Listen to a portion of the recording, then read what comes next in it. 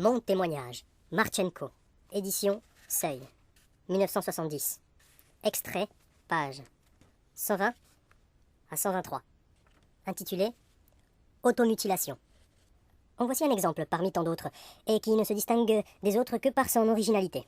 Je le vis de mes propres yeux, au printemps de 1963. L'un de mes camarades de cellule, Serge K., ayant atteint le fond du désespoir à force de constater la vanité de ses protestations contre la famine, contre l'arbitraire, contre la justice, décida de se mutiler sauvagement. Serge K. avait réussi à mettre de côté 2 clous dissimulés au fond de sa poche.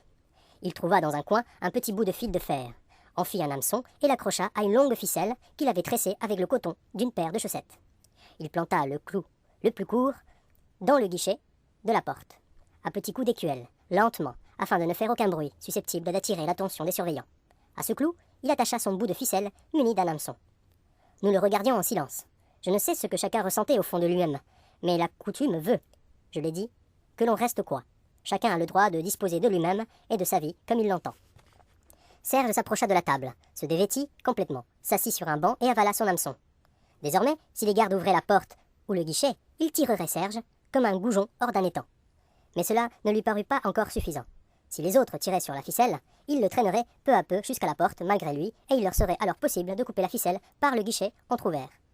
Pour plus de sûreté, Serge prit l'autre clou et cloua ses testicules au banc sur lequel il était assis.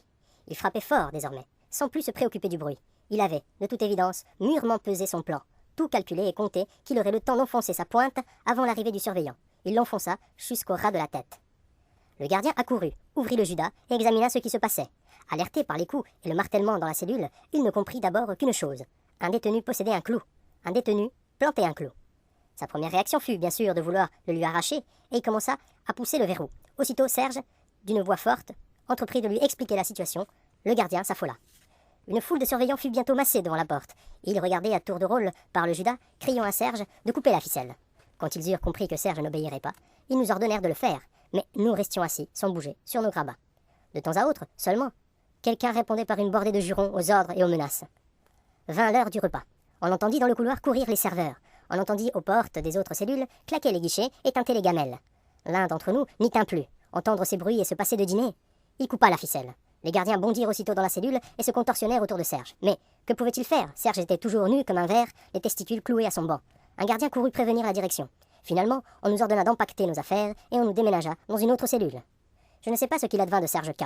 Sans doute échoua-t-il à l'hôpital pénitentiaire, déjà bondé de mutilés volontaires, de ceux qui se sont emplis les yeux de verre pilé, de ceux qui se sont ouverts l'estomac, de ceux qui ont avalé toutes sortes d'objets, cuillères, brosses à dents, fils de fer, de ceux qui écrasent le sucre en poudre et l'aspirent jusqu'à ce qu'un abcès ronge leurs poumons, de ceux qui cousent leurs plaies avec du fil, de ceux qui se cousent les boutons à même la peau, toute vétille à quoi plus personne ne prête attention. Le chirurgien de l'hôpital pénitentiaire a une large expérience. Il passe le plus clair de son temps à ouvrir des estomacs. Et s'il existait un musée des objets sortis de l'estomac, ce serait sans doute la plus étrange collection du monde. Il doit presque aussi souvent opérer des tatouages. Je ne sais comment cette opération s'effectue aujourd'hui, mais en 1961-63, elle se menait de façon fort primitive. On coupait tout simplement le morceau de peau tatoué, on rapprochait les lèvres de la plaie et on recousait. Je me rappelle un détenu qui fut ainsi opéré par 3 fois. La première fois, on découpa sur son front une bande de peau qui portait l'inscription traditionnelle « Esclave de Khrouchtchev ». Puis, on lui recousit grossièrement la plaie. Il sortit de l'hôpital et se grava sur le front « Esclave de l'URSS ». On le traîna de nouveau devant le chirurgien et on lui enleva encore une bande de peau. Après cette opération, la peau de son front était tellement tendue qu'il ne pouvait plus fermer les yeux, et nous lui avions donné le sobriquet de Ziet toujours. Une fois, à Vladimir, je me trouvais pendant plusieurs jours en cellule avec Subbotin, un garçon de mon âge qui était pédéraste. Il y avait peu de pédérastes à Vladimir et tout le monde les connaissait. Il ne pouvait pas espérer grand-chose ici. Détenu dans un camp de droit commun, il avait été transféré dans un camp pour politique, après avoir déposé une plainte rédigée d'un tout ton inconvenant. Un jour, après avoir adressé 40 ou 50 plaintes au présidium du Soviet suprême, à Brejnev, au comité central, à Khrouchtchev, il avala une boîte entière de dominos, soit 28 pièces, pendant la promenade. Rencontrant un déporté qui travaillait dans les services du camp, il se tapota l'estomac en lui disant « Hé, Valérie, écoute un peu !» Je ne sais si Valérie entendit effectivement les dominos s'entrechoquer dans l'estomac de Subbotin, mais il le lui demanda « Qu'est-ce que tu as là-dedans ?»« Des dominos. » Les médecins n'opérèrent pas Subbotin. Ils lui demandèrent seulement de compter les osselets quand il irait aux toilettes. Ils lui expliquèrent qu'il devrait sortir tout seul. Subbotin les compta soigneusement et nota méticuleusement ses observations sur une feuille de papier. Malgré tous ses efforts, il n'arrivait pas à dépasser le total de 4.